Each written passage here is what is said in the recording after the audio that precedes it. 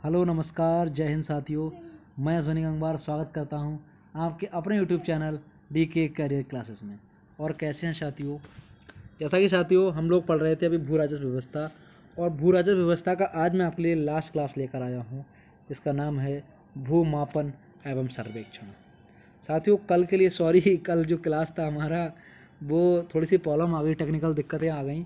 कल भी मैंने क्लास बनाया था और मैंने कल क्लास अपलोड भी किया था और मैंने शेयर भी किया था टेलीग्राम पे। क्लास और PDF दोनों मैंने शेयर किए थे, लेकिन वो कुछ प्रॉब्लम्स ऐसी आ गई, वो पता नहीं क्या हुआ, उसकी वजह से वो कल वाली की जो क्लास थी वो बेटा डिलीट करनी पड़ गई हमको। जब वो क्लास हटानी पड़ गई वहाँ से, तो टेलीग्राम से शेयर की थी मैंने जो लिंक हमारी वीडियो का, उसको फिर मैंने हटा दिया बाद में, आपने देखा होगा शायद। और टेलीग्राम पे हमारी PDF कल वाले क्लास की, इसकी क्लास 18 की अभी भी पड़ी हुई है। फिर मैंने वो नहीं हटाई, मैंने सोचा चलो क्लास अब कल बना के आपके लिए दोबारा भेज दिया जाएगा। तो उसके लिए फिर से एक बार सॉरी कि कल आपकी कंटिन्यूटी नहीं बन पाई, आपका एक क्लास कल रुक गया। तो आइए हम लोग पढ़ते हैं भू सर्वेक्षण के बारे में या भूमापन के बारे में। तो आप लोग जानते हैं भूमापन क्या होता है? भूमापन वो होता है कि हम भूमि को किस प्रकार से मापेंगे। तो मापने के लिए भूमि की एक इकाई भी होनी चाहिए, ठीक है। तो उसी के बारे में हम लोग आज थोड़ा सा पढ़ेंगे। तो स्टार्ट करते हैं जरीब से। बहुत पहले की बात है कि जरीब पहले स्टार्टिंग में मापने की इकाई हुआ करती थी। तो जरीब के बारे में थोड़ा सा जानेंगे। देखो जरीब होता क्या है। जरीब लंबाई मापने की एक इकाई है। सामान्यतः वह जंजीर जिसमें किसी भी क्षेत्र की लंबाई मापी जाती थी उसे ही जरीब कहा जाने लगा। यानी ऐसी चैन या ऐसी कोई भी रस्सी या ऐसी कोई जंजीर जिसके माध्यम से किसी खेत की भूमि की लंबाई मापी जाती है तो उसी को जरीब कहते हैं। जरीब एक लंबाई मापने की इकाई है, ठीक है। तो जरीब होती कैसे है मैं आपको बताऊं। देखिए जरीब इस तरह की होती है। एक ये हैंडल होता है बेटा पीतल का, फिर इस तरह से इसमें छल्ले पड़े होते हैं, ये लोहे की जंजीर, फिर ये छल्ले से लोहे की कड़ियों से कनेक्ट करी जाती है, फिर इस तरह से फिर ये छल्ला लगा दिया जाता है। तो दोनों तरफ पकड़ने के लिए इसमें पीतल के हैंडल होते हैं और बीच बीच में ये कड़ियाँ होती हैं और फिर ये बीच में लोहे की पत्तियाँ होती हैं जिससे इसको कनेक्ट किया जाता है, ठीक है, पत्तियों को। तो ये पूरी की पूरी लोहे की एक जंजीर नुमा एक जो होती है उसको ही हम लोग जरीब नाम से जानते हैं, ठीक है। अब आइए इसके आगे देखते हैं कि जरीब का थोड़ा सा इतिहास मैं आपके लिए बताता हूँ कि जरीब कैसे कैसे विकास हुआ, जरीब का कहाँ से आई जरीब, इसका थोड़ा सा हम लोग इतिहास जानते हैं। साथियों आज की क्लास चूँकि लास्ट क्लास है राजस्व व्यवस्था की, तो थोड़ी सी लंबी हो सकती है। क्लास के अंत तक आप बने रहिए। आज की क्लास बहुत ही इंपॉर्टेंट होने वाली है। इस क्लास से आपके लिए बहुत कुछ सीखने को मिलेगा और आशा करता हूँ कि इस सवाल से आपके लिए अच्छे से अच्छे इस क्लास से सवाल जरूर बनेंगे, ठीक है। तो इसका थोड़ा सा इतिहास जानते हैं जरीब का। स्टार्टिंग की बात है कि मुस्लिम काल में एक शेर शाह नाम के राजा हुए हैं। तो शेर शाह के शासनकाल की बात है। उनके शासनकाल में रस्सी से किसी भी क्षेत्र की पैमाइश की जाती थी, यानी कोई भी जो भूमि मापी जाती थी वो रस्सी से मापी जाती थी। परंतु रस्सी में ऐंठन पड़ जाती थी और उस ऐंठन पड़ने के कारण अशुद्धियों की संभावना हमेशा बनी रहती थी। तो क्या होता था, उससे भूमि मापन बहुत अच्छे से नहीं हो पाता था। तो ये शेर शाह के समय में रस्सी से भूमि का मापन किया जाता था, ठीक है। इतनी बात आप समझिए। इसके बाद में काल आता है बेटा अकबर का। अकबर के काल में 1570 के बाद की बात है। अकबर के जो दरबारी थे उनके दरबारी में उनका एक दरबारी टोडरमल नाम का भी दरबारी था। तो टोडरमल ने अकबर के समय में भू राजस्व व्यवस्था को संगठित किया, ठीक है। तो पहली बार जो जरीब का प्रयोग हुआ वो भी अकबर के ही शासनकाल में हुआ, ठीक है। इसमें होता क्या था, बांस के डंडों को लोहे की पत्तियों के माध्यम से जोड़ा गया था। अब आपको मैं दिखाता हूँ, देखिए किस प्रकार जोड़ा गया है। ये दोनों तरफ तो देखो बेटा हैंडल ही हैं जैसे ऊपर थे, फिर ये बांस को लोहे की पत्तियों से जोड़ा गया। तो जो इस प्रकार की जरीब बनाई गई थी ये अकबर के शासनकाल में बनाई गई थी। और सवाल आता है कि सबसे पहले जरीब का प्रयोग किसके शासन में हुआ था, तो वो अकबर के ही शासनकाल में हुआ था, ठीक है। फ़र्क क्या है, जो शेर शाह की जो रस्सी वाली थी उससे इसमें ये फ़र्क था कि जो शेर शाह जो जरीब शेर शाह के समय में प्रयोग होती थी जो रस्सी, उससे भूमि मापने में बहुत सारी गलतियाँ होती थी या अशुद्धियाँ होती थी। लेकिन जो अकबर के समय में जो जरीब बनी इससे अशुद्धियों की गुंजाइश बहुत कम हो गई या अशुद्धियाँ बिल्कुल कम हो गई। तो इसकी जो मापने की इकाई थी वो क्या थी अकबर के समय में। आप जानते हैं कि अकबर ने एक धर्म चलाया था, दीन है इलाही धर्म। इलाही धर्म चलाया था उसने, तो उसी के नाम की जगह पे उसने एक यहाँ पर जो इस्तेमाल करी थी लंबाई मापने का एक यंत्र या एक इकाई इलाही गज। तो जो एक इलाही गज होता है बेटा, जो अकबर ने शुरू किया था, ये 41 अंगुल की नाप के बराबर होता है। जो हमारी ये उंगलियां होती हैं इस तरह से जो उंगलियां, तो एक उंगली का ये ऊपर वाला जो एक ये खाना होता है, इसको एक अंगुल बोलते हैं। तो एक जो 41 अंगुल की नाप के बराबर एक इलाई गज होता है। ठीक है, तो ये बात अकबर ने बताई। अकबर के समय में टोडरमल ने ये चीज़ को मतलब खोजा या बनाया। तो जो एक जरीब कितनी होगी, तो एक जरीब जो होगी बेटा वो 60 इलाई गज के बराबर होगी।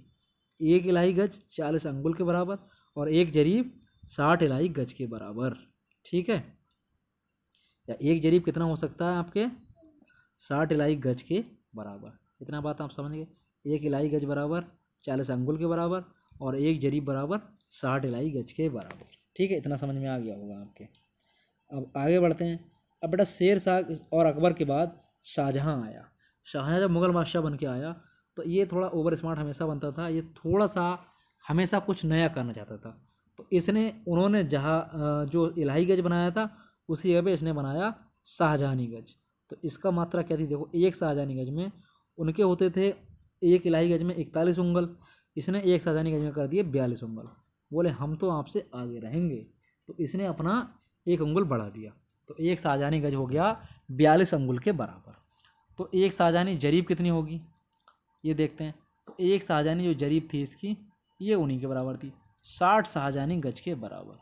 तो जो बेटा 60 शाहजहानी गज होता है ये कितना होता है, ये 165 फीट के बराबर होता है। ठीक है, अर्थात एक शाहजहानी जरीब बराबर 165 फीट। 165 फीट।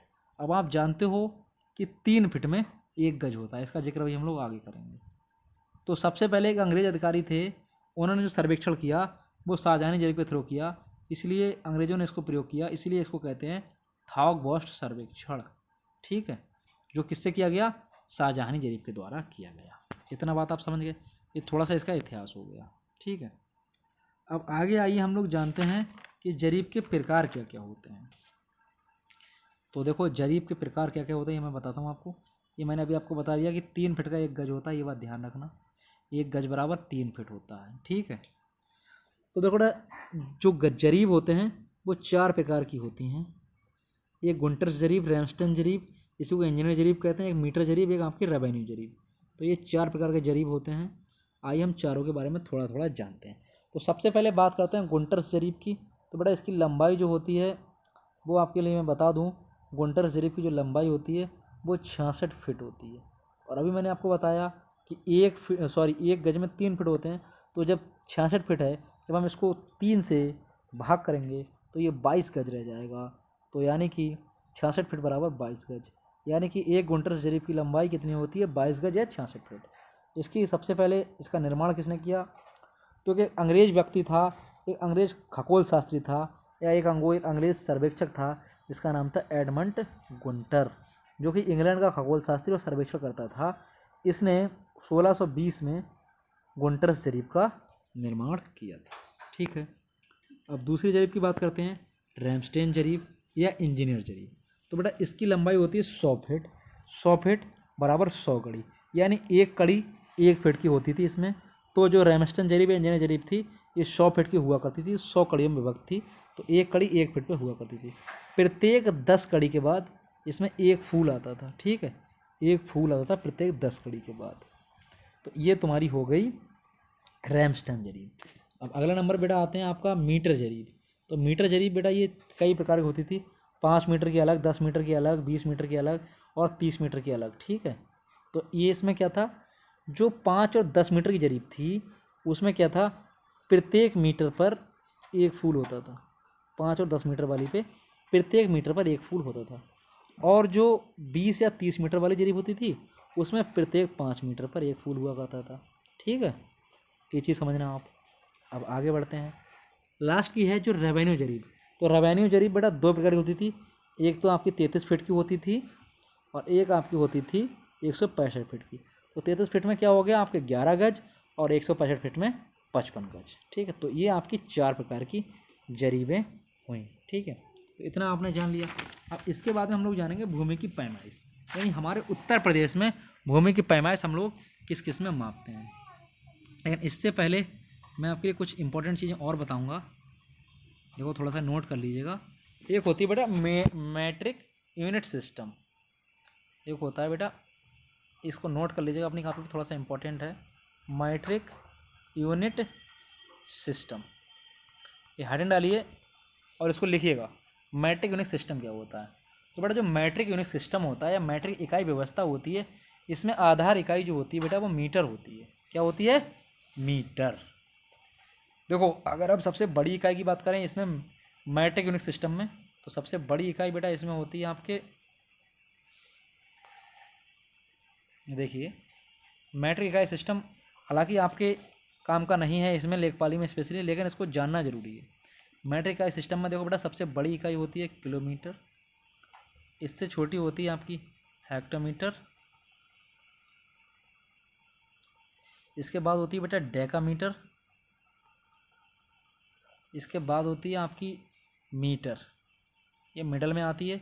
इसके बाद होती है डेसीमीटर, इसके बाद में होती है सेंटीमीटर, और इसके बाद में होती है मिलीमीटर। बेटा ये इकाई होती हैं मैट्रिक इकाई सिस्टम में, ठीक है, ये बात आपको जानना जरूरी है। तो इसमें जो मेन बीच में सबसे आ रहा है सेंटर में, वो आ रहा है आपका मीटर। तो मीटर जो है इसकी इकाई है। ये बात है जुलाई 1959 की, जुलाई 59 की बात है। उस समय क्या हुआ था मैं आपको बता दूंगी, थोड़ा सा इतिहास के बारे में जान लीजिए।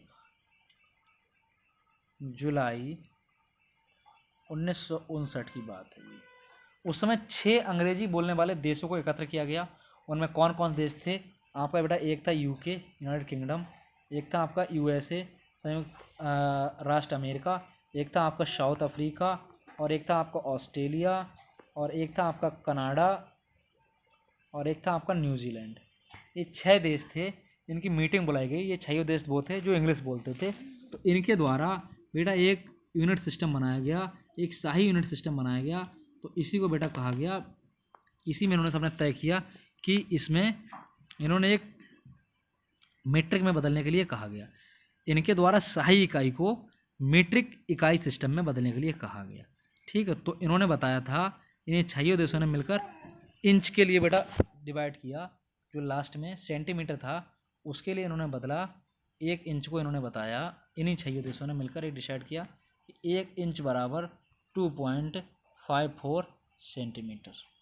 ये इन्हीं 6 देशों ने स्टार्ट किया, ठीक है। तो बेटा उस समय क्या होता था, एक इससे पहले एक यूनिट चलती थी इंपीरियल यूनिट। तो उसमें क्या होता था, 1 फुट बराबर 12 इंच होते थे। तो अब बात आती है फिर 1 इंच में कितने होंगे, तो फिर 1 इंच में 2.54 सेंटीमीटर इन लोगों ने बताया। फिर ये हो गई मीट्रिक इकाई। तो शाही इकाई से बदल के मीट्रिक इकाई में इस प्रकार से बदलते थे। कैसे बदलते थे देखो मैं आपको और सिखा दूँ। देखो 1 फुट बराबर 12 इंच मैंने अभी आपको बताया, ठीक है। तो और 1 इंच में कितने होते हैं सेंटीमीटर? 2.54 सेंटीमीटर। जब हम इसको मीट्रिक इकाई में बदलेंगे शाही इकाई को, तो ये 12 गुणा 1 फुट बराबर 12 इंच हो गए, तो 12 गुणा 2.5 सेंटीमीटर जब हम करेंगे तो बराबर आएगा 30.48 सेंटीमीटर। यानी 1 फुट में 38.48 सेंटीमीटर होंगे। अगर हम इसको मीटर में बदलेंगे तो बेटा जो 0 है वो 2 स्थान आगे खिसक जाएगा, पीछे नहीं आगे। तो ये हो जाएगा 0.3048 मीटर, ठीक है। ये चीज़ समझ गए होंगे आप, कोशिश करिए हमने काफ़ी आपको समझाने की, ठीक है। तो फिर हम अब अपने पुराने टॉपिक पे लौटते हैं वापस। बात कर रहे थे हम लोग भूमि की पैमाइश की। तो जो भूमि की पैमाइश जो हमारे यूपी में चलती है उसकी हम लोग बात कर रहे हैं। अभी जो चीज़ मैंने आपको बताई शाही इकाई वगैरह मीट्रिक इकाई, इस पर ज़्यादा आप दिमाग मत लगाना, कोई परेशान होने वाली बात ऐसी नहीं है। अगर वो ना समझ में आया हो तो बेटा कोई बात नहीं, अब समझो जहाँ से सवाल बनेंगे ये चीज़ें समझने वाली हैं। भूमि की पैमाइश, तो बेटा यूपी में जो भूमि की पैमाइश होती है वो हेक्टेयर में होती है, एकड़ में होती है, और ईयर में होती है, डिसमिल में होती है, बीघा वगैरह में होती है। तो सबसे बड़ी यूनिट है बेटा जो यूपी में हमारे चलती है, या जो हमारे भारत में से भूमि की पैमाइश की जाती है, तो वो हेक्टेयर है। तो बेटा जो 1 हेक्टेयर होता है ये कितना होता है, तो 1 हेक्टेयर बराबर जो होता है ये 10,000 मीटर स्क्वायर या वर्ग मीटर के बराबर होता है। कितना होता है 1 हेक्टेयर? 10,000 मीटर स्क्वायर या वर्ग मीटर के बराबर। ये बात आपको जानना जरूरी है। तो और 1 एकड़ में कितना होता है वर्ग मीटर? तो 1 एकड़ में होता है बेटा 4048.5 मीटर स्क्वायर या वर्ग मीटर, यानी 4048.5 मीटर। ये होगा आपका 1 एकड़ और 1 हेक्टेयर। अब इसके बाद में जब 1 एकड़ से छोटी यूनिट की तरफ चलते हैं तो वो क्या होगी? 1 एकड़ से छोटी यूनिट होगी 1 ईयर। तो 1 ईयर में होता है बेटा 100 मीटर स्क्वायर या वर्ग सेंटीमीटर। अब ईयर से छोटी यूनिट होती है डिसमिल। तो 1 डिसमिल में होता है आपका 40 मीटर स्क्वायर या वर्ग मीटर। ठीक है, तो सबसे बड़ी यूनिट क्या जानी है आपने? हेक्टेयर, उसके बाद में एकड़, उससे छोटी ईयर, और ईयर से छोटी आपकी डिसमिल होगी। ठीक है, अब अगर सवाल आ जाए कि 1 हेक्टेयर में कितना एकड़ होता है तो आप कैसे बताएंगे? देखो 2.47 एकड़ होता है, ये तो आपने रट लिया, लेकिन हम इसको निकालेंगे कैसे? तो जैसा कि आप जानते हैं कि 1 हेक्टेयर में 10,000 वर्ग मीटर होता है और 1 एकड़ में 4048.5 होता है। तो इसको हम इस तरह से हम लोग डिवाइड कर देंगे और फिर इसको जब हम इससे काटेंगे तो जो बेटा जो आपका आंसर आएगा 2.47 एकड़ आ गया। तो ये हो गया आपके 1 हेक्टेयर में जो भूमि होती है वो 2.47 एकड़ होती है। इस तरह से हम इसको निकाल सकते हैं। इसी तरह से अगर हम 1 हेक्टेयर में निकालें कि 1 हेक्टेयर में ईयर कितने होते हैं, तो जैसा कि आप लोग जानते हैं कि 1 हेक्टेयर में 10,000 वर्ग मीटर होता है और 1 हेक्टेयर में सॉरी 1 ईयर में 100 वर्ग मीटर होता है। तो 100 से जब हम इसको काटेंगे तो कितना बचा? 100 ईयर बचा। तो ये हो गया 1 हेक्टेयर में 100 ईयर। अब 1 हेक्टेयर में अगर हम डिसमिल की बात करें तो आप जानते हैं 1 हेक्टेयर में 10,000 वर्ग मीटर और 1 डिसमिल में 40 वर्ग मीटर होते हैं। तो हम 40 को जब इससे काटेंगे तो बेटा यहाँ पे 250 डिसमिल आ जाएगा। तो ये हमारी हो गई हेक्टेयर में कितने एकड़ होते हैं, कितने ईयर होते हैं और कितने डिसमिल होते हैं, ये हमने जान लिया। देखो सबसे छोटी इकाई यहाँ पे डिसमिल हो गई, उसके बाद उससे बड़ी ईयर हो गई, उससे बड़ी एकड़ हो गई, उससे बड़ी हेक्टेयर हो गई। ठीक है, तो उम्मीद करता हूँ कि इतना आपको समझ में आ रहा होगा अभी तक। ठीक है, अब इससे आगे बढ़ते हैं। अगर इससे नीचे और जाते हैं तो 1 हेक्टेयर में आप लोग जानते हैं कितना मीटर होता है? 10,000 मीटर स्क्वायर होता है। अगर हम इसको वर्ग फीट में निकालें तो वर्ग फीट कितना होगा 10,000 मीटर स्क्वायर का? तो 1 हेक्टेयर में अगर हम वर्ग फीट की बात करें तो 1 हेक्टेयर में जो वर्ग फीट होता है वो 1,07,600 वर्ग फीट होता है 1 हेक्टेयर में। अगर हम 1 मीटर में वर्ग फीट की बात करें तो 1 मीटर में जो फिट होता है वो होता है 3.28 फीट 1 मीटर में। अगर हम इसको वर्ग फीट में निकालें 1 मीटर स्क्वायर को अगर हम निकालें 1 मीटर स्क्वायर या 1 वर्ग मीटर कितना होगा, तो बेटा ये होगा 3.28 का वर्ग मीटर। ठीक है, 3.28 का वर्ग मीटर या फिट स्क्वायर। अगर हम इसको हम करेक्ट वैल्यू इसकी निकालना चाहेंगे 1 मीटर स्क्वायर में 3.28 स्क्वायर होता है, लेकिन अगर हम इसको ये निकालना चाहेंगे तो कैसे निकालेंगे? तो 3.28 की बेटा 2 बार गुणा कर देंगे सेम, और बस जो आंसर आ जाएगा वो आपका 10.76 फीट स्क्वायर आ जाएगा। तो ये तुम्हारा हो गया 1 मीटर स्क्वायर में कितना होगा? 10.76 फीट स्क्वायर होता है। अब बात करते हैं 10,000 वर्ग मीटर में कितना वर्ग फीट होगा। तो बेटा आपको बताया मैंने कि 1 हेक्टेयर बराबर होता है 10,000 वर्ग मीटर और 1 हेक्टेयर बराबर होता है 1,07,600 वर्ग मीटर। तो वही बात आ गई, ये इसकी वैल्यू क्या है? ये 1 हेक्टेयर की वैल्यू है, तो इसके बराबर इतना वर्ग फीट होता है। ठीक है, इतनी बात आप समझ ही गए। और 1 हेक्टेयर बराबर 10,000 वर्ग मीटर, ये बात आप लोग पहले से जानते हैं। अब बढ़ते हैं हम लोग थोड़ा सा आगे। ठीक है, आगे बढ़ते हैं आयु साथियों। तो 1 मीटर में ये थोड़ा आपको तैयार करना है। 1 मीटर में कितना फिट हो गया? अभी आपको बताया 3.28 फीट होता है। और 1 फीट में कितना इंच होता है? 12 इंच होता है। और 1 इंच में कितना सेंटीमीटर होता है? इसीलिए मैंने बेटा अभी आपको पीछे बढ़ाई थी क्या? मीट्रिक इकाई व्यवस्था या मीट्रिक यूनिट सिस्टम। तो वहीं पे आपको मैंने बताया कि वो 6 देश आए थे, देशों ने उन्होंने बताया था कि 1 इंच बराबर 2.54 सेंटीमीटर होता है। ठीक है, और 1 फुट में मैंने वहीं आपको बताया था कि 1 फुट में 12 इंच होते हैं, बताया था। और 1 फुट में अगर सेंटीमीटर की बात करें तो 30.48 सेंटीमीटर होते हैं, मैंने ये भी बताया था आपको। इसलिए बेटा वहाँ पे बताना जरूरी था कि आपको यहाँ पे थोड़ी सी दिक्कत ना हो। समझ रहे ना आप? तो 1 मीटर बराबर 3.28 फीट, 1 फीट बराबर 12 इंच, 1 इंच बराबर 2.54 सेंटीमीटर। और 1 हेक्टेयर में 2.47 एकड़ होता है, अभी आपने निकालना सीखा। 1 हेक्टेयर में 100 ईयर होते हैं, ये भी आपने निकालना सीखा ऊपर। और 1 हेक्टेयर में 250 डिसमिल होते हैं, ये भी आपने अभी ऊपर निकालना सीख लिया। अब आगे बढ़ते हैं। 1 हेक्टेयर में 250 डिसमिल होते हैं। अब आगे बढ़ते हैं। 1 एकड़ में 40.485 ईयर होते हैं, ये भी आप लोग जान चुके हैं। और 1 ईयर में 2.5 डिसमिल होते हैं। ये कैसे निकालेंगे आपको मैं बता दूं। जैसा कि आप जानते हैं कि बेटा 1 एकड़ में आपको पता है 48.5 वर्ग मीटर ज़मीन होती है, ठीक है, या मीटर स्क्वायर होती है। अब हम इसको अगर ईयर में बदलना चाहते हैं तो 1 ईयर में 100 मीटर स्क्वायर होती है। तो बेटा जब हम इसको जब हम काटेंगे तो ये 2 जीरो हैं जो तुम्हारे, ये यहाँ से उठकर ये पॉइंट यहाँ पे आ जाएगा। तो ये हो गया 40.48.5, ठीक है, 40.485 ये हो गया बेटा ईयर। अब हम इसी प्रकार से अगर हम 1 ईयर में डिसमिल में बदलना चाहते हैं तो आप जानते हैं कि 1 ईयर जो होता है वो 100 मीटर स्क्वायर का होता है और डिसमिल कितना होता है 40 मीटर स्क्वायर का। तो जब हम 40 से इसको काटेंगे तो इसका आंसर आ जाएगा 2.5। तो 2.5 डिसमिल हो गया 1 ईयर में, ठीक है। गणित वालों को तो बहुत अच्छे से समझ में आ रहा होगा। बाकी जो लोग हमारे जैसे हैं, गणित में जो कमज़ोर लोग हैं, या जो लोग का गणित स्ट्रीम नहीं रहा है, या जो लोग आर्ट साइड के हैं, या जो लोग बायोलॉजी साइड के हैं, या और साइंस ब्रांच के हैं, तो उनको थोड़ा सा दिक्कत लग रही होगी, लेकिन गणित वालों को बिल्कुल दिक्कत नहीं आ रही होगी। और जब मैं सीख गया तो ये चीज़ आप क्यों नहीं सीख सकते हैं। तो बेटा बहुत आराम से हम धीरे धीरे इसलिए पढ़ा रहे हैं आपको।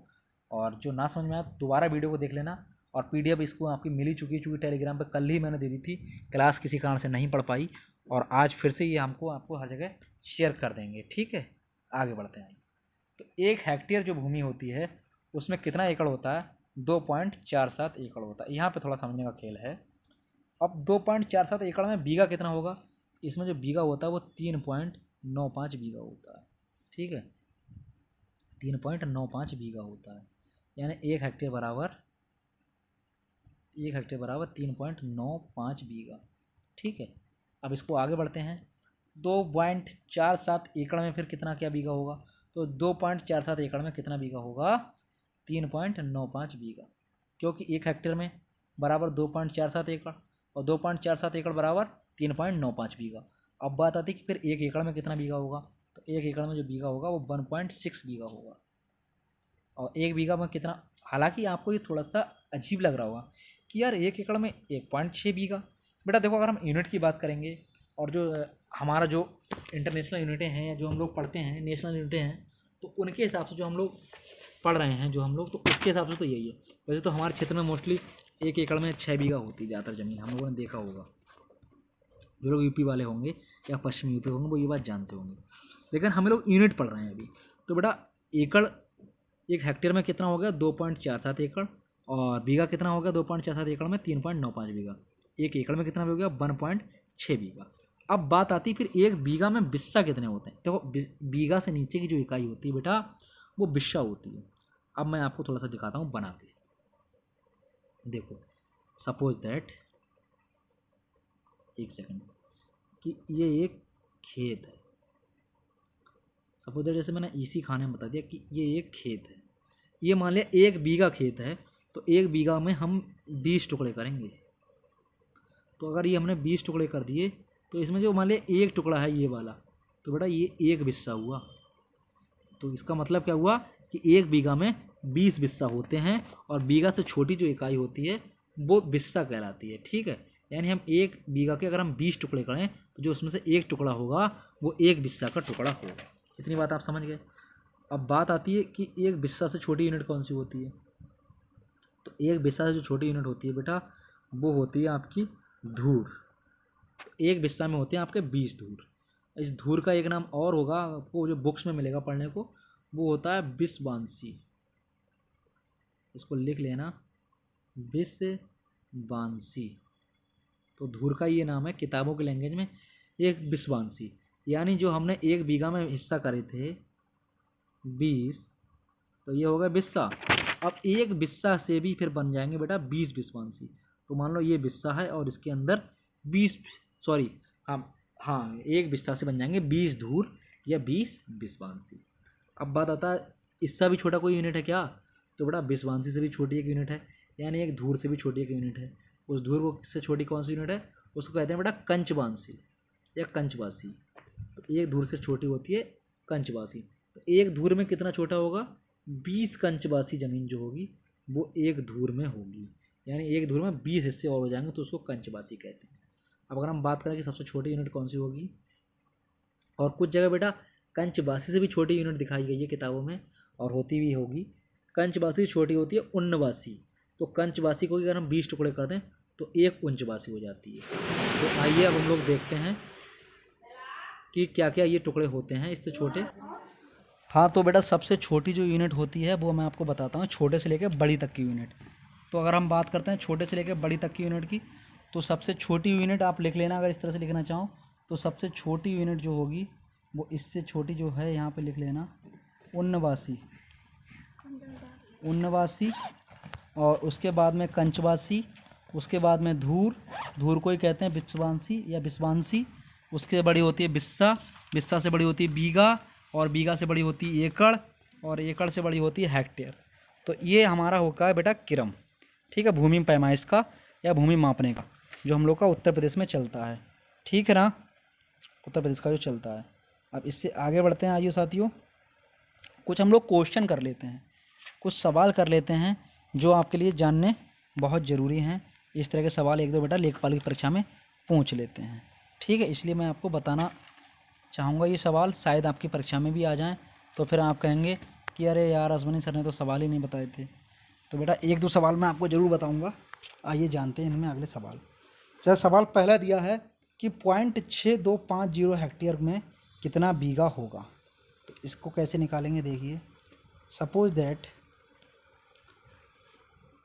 जैसे ये लिखा है 0.6250 हेक्टेयर, ये तो सवाल ही है, तो इसमें कितना वर्ग मीटर होगा पहले तो हमें ये निकालना होगा, ठीक है। जैसा कि आप लोग जानते हैं कि 1 हेक्टेयर में 10,000 वर्ग मीटर होता है, इतना आप लोग जानते हैं।